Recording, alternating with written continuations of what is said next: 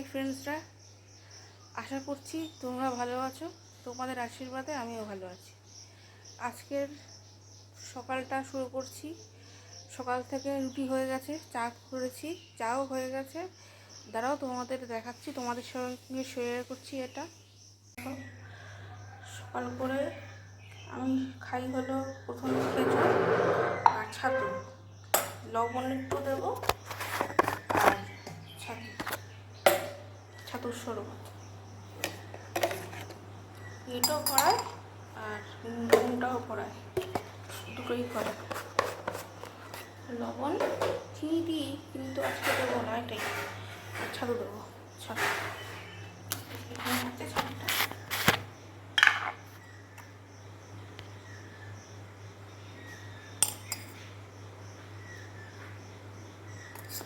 ব্যাস কমপ্লিট। এই দেখো জল দিয়ে এটাই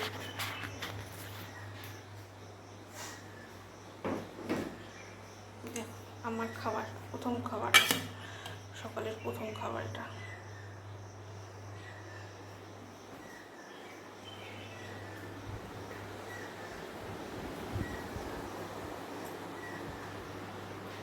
একটু জল দিয়ে গুল নিই, তারপরে তোমাদের দেখা করছি তোমাদের সাথে।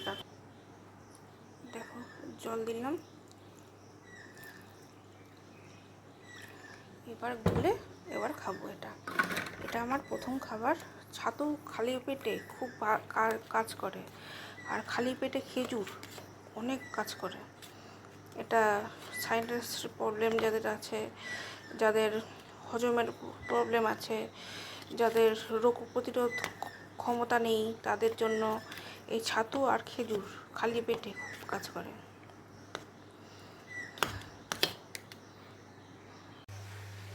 আজকে হবে সকালে আলু আর পটলের তরকারি, একদম সিম্পল জলখাবার হবে। টমেটো আছে, লঙ্কা আছে, সব দিয়ে রান্না করব।